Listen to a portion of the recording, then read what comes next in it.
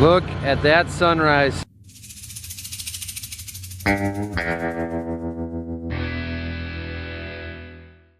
We finished up harvesting some beans for the neighbor yesterday. This was some custom work we were doing. We've got his beans in our grain cart here. So we're gonna fill his truck and send him to town. And then we're gonna clean up our 9870 and our bean header. And we're gonna get ready to harvest these 1.2 conventional soybeans from Farmers Business Network. The reason we need to clean everything is because these are seed beans that'll be cleaned up and rebagged as seed for next year. So we don't wanna mix them with other varieties of seed.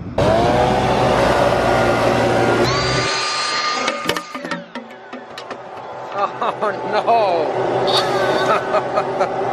How am I gonna get that?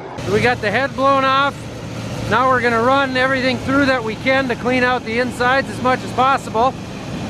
The handy thing with the wind system is he can crank that up and move the wind back and forth to blow the chaff off the head, anything that we missed.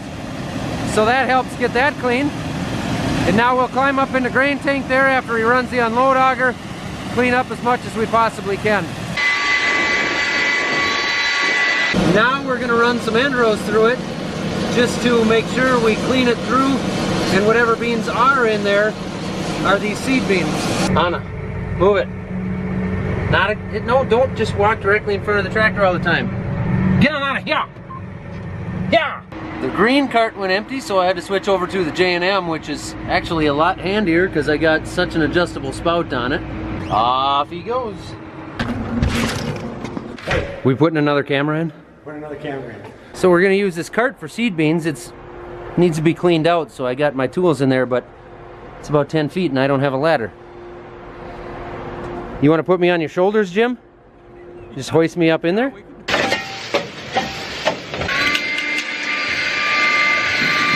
Oh man. Hey. Are you okay? That'll work.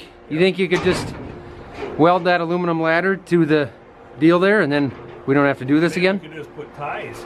Zip ties? Zip ties on it. You guys okay? And load the neighbor back up again. He full. That's the end of the 780. It's all gone.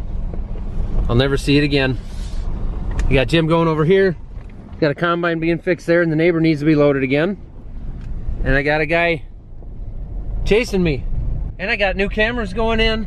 And I got a John Deere tillage guy waiting for me. It's a zoo. You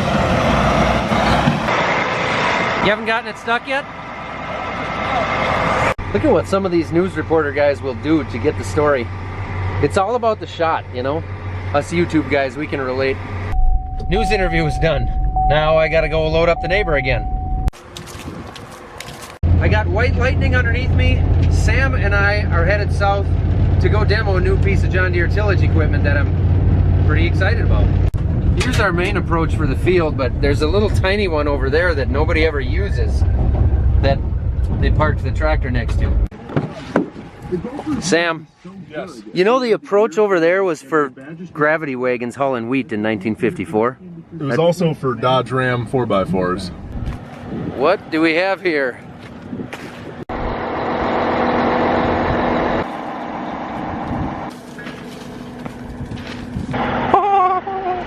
Sam uses gloves when he changes hoses. That's the millennial way, isn't it? No, the millennial way is to get a camera and point it at people changing hydraulic hoses and make fun of them. Sam, what is this thing?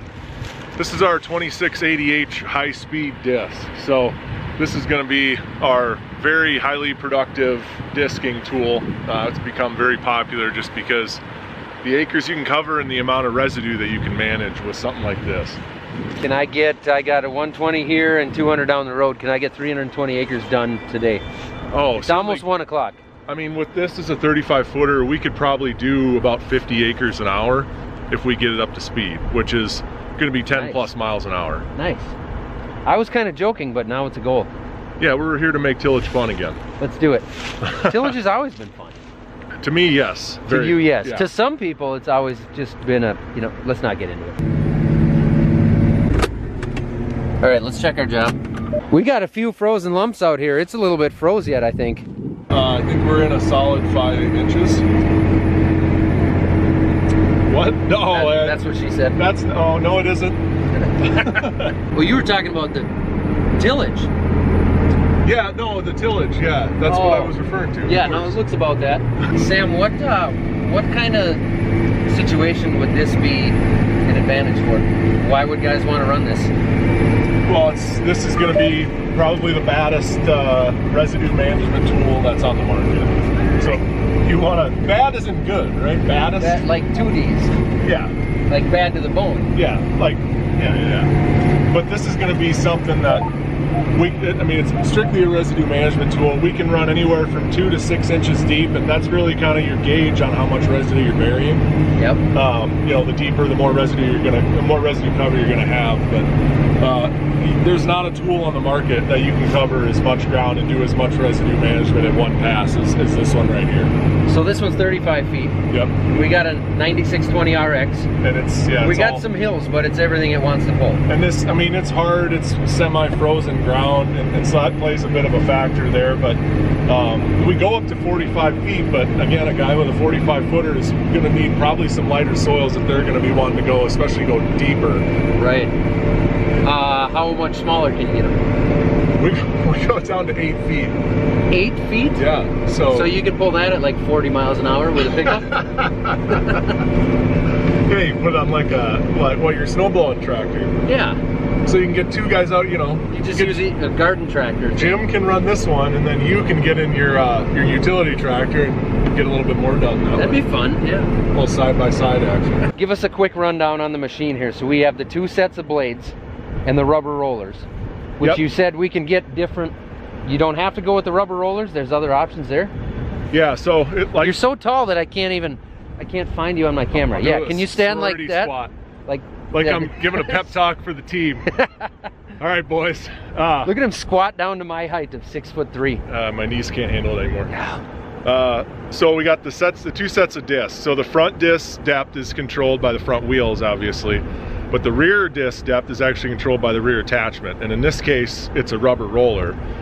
So this is going to be like, guys call it a rubber packer, but it's a solid all the way around. It's almost like you stacked like 100 bike tires on each other.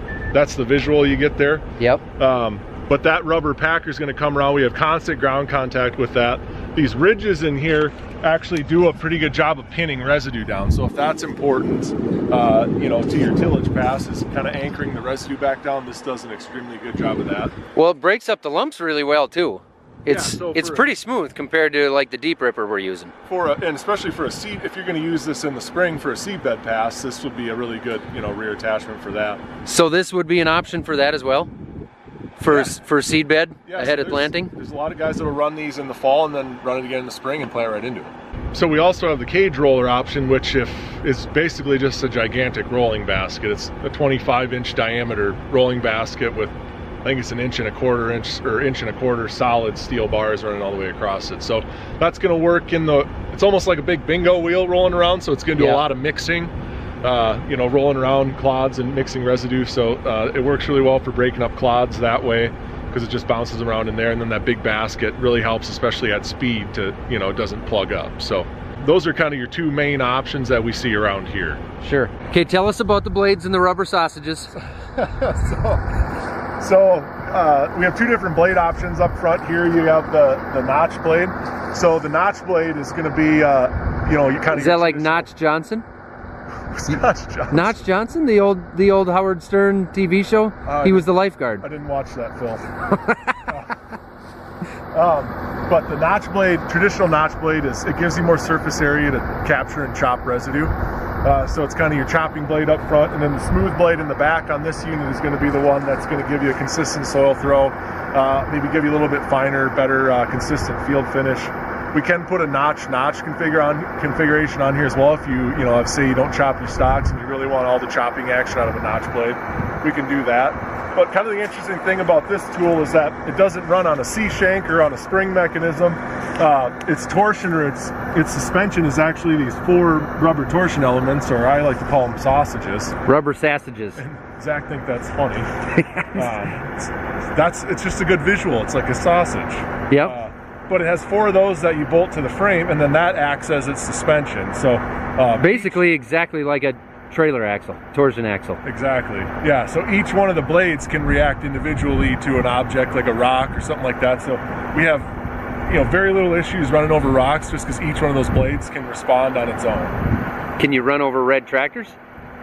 I mean, if you put a notch configuration on, you want the most chopping action as possible if you're going to be running over red equipment, just to make sure you kind of break it up and get rid of it. So it rots away faster then? Yeah, then you get more rot, and that's going to help. Is that going to get you fired? No. Bye, Sam. Here's the men's room. Jeez, I didn't think he was ever going to leave. Normally, we want to keep as much residue around as we possibly can, but as I mentioned before, we got a landlord who likes to get some corn stalk bales. He had a couple of them break out here. This one, I'm gonna go set fire to because we're not gonna be able to spread it out very well with any tillage equipment, but this tool included. So we're gonna burn up some of the extra stuff so that we can feed it through. Otherwise, we will have problems in the spring when it's bunched up this much with trying to get anything good planted in there. All right, let's get rid of this wad of residue. Burning.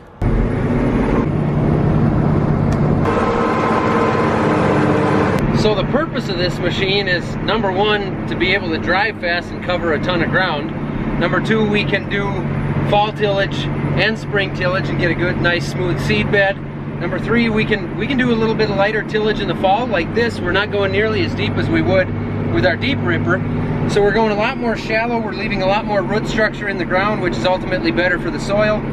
And it's just, if we can get by with it, it's better. The reason we chose this field, number one, because it was baled, and so there's less residue on this field because we took the corn stalks off of it. And number two, this is a little bit drier field for us. So we aren't testing this on our heaviest, blackest soil. We're testing it on a lighter, drier field for us to see how it works. Ultimately, the idea is you're doing less disturbance to the soil, but you're still getting some tillage out of it. And like in this field where the corn was down so bad, we've got a lot of long, spindly stalks. What this is going to do is really help to chop those up and break them up so that they're not a problem in the spring for us. I'm going to let this one continue to burn for a bit. Still a lot of material left in there. It looks like, unfortunately, they're going to take this thing away from me already. Sweet. Boy, I hope I do this right. I think I'm getting the hang of this. He says we're good. Looks like it transports pretty narrow, really. Not too bulky or anything. Well, that's it. Goodbye 2680. Now what am I gonna do with this giant tractor that has nothing behind it? I can't do anything. It just sits here on our field and I have nothing for it. Well, it took a minute, but I had to come up here and help Jim out a little bit. We actually had an issue with the true set on that machine. They unhooked it to pull the grain cart out, and then when they plugged it back in, the true set wasn't working, which is the automatic depth control. All we had to do was unplug it and then start it up again and recalibrate it, and everything's working dandy now. It's still wet in this field. Now I'm gonna go take a combine over. Straight through it, Jim, I dare you. Oh, he's far enough on the outside. Come on, I need a good YouTube video. Ah, just cannot seem to get Jim stuck this year. But first, I gotta get our final 100 bushels of beans out of there. Empty. Back at it. I believe this is the last 15 to 20 acres we're gonna cut this year. We've got all of our soybeans out. We're just finishing up a few acres of custom work for one of the neighbors, and then we're gonna hopefully get going on corn again. It's no 780, but this is a solid machine. Things I do miss about the 780 already though, after only 2 rounds in this. Adjustable fore-aft feeder house, and a screen that shows the top of the grain tank so I can actually see how full I am. I will say though that after putting the LED light kit in this thing last year, this one's got better lights. That's it. Soybean harvest 2019 is a wrap. He's full, and the rest will go in the J&M 1432X Patriotic American Edition. Looks kind of busy over there. I will now take the grain cart home, get it under the roof so the neighbor's beans are protected for the night. We've got the dryer running, cleaning off the corn in the bottom of the wet tank because we have high moisture corn sitting down there, and we'd like to get rid of that high moisture corn down there because we're hoping what we start picking tomorrow or the day after is going to be drier than what's on the floor of this wet bin. The longer you leave it on the floor of the wet bin, the more at risk it is for mold. And even though we got pretty good aeration on it, I don't think it's gonna mold. I don't think it's gonna mold, but it'll set up and get really hard to get out of there because it kind of packs down tight when it's wet. Whew, I'm okay. Sometimes these 2-track machines get a little bit bumpy going over holes in the driveway.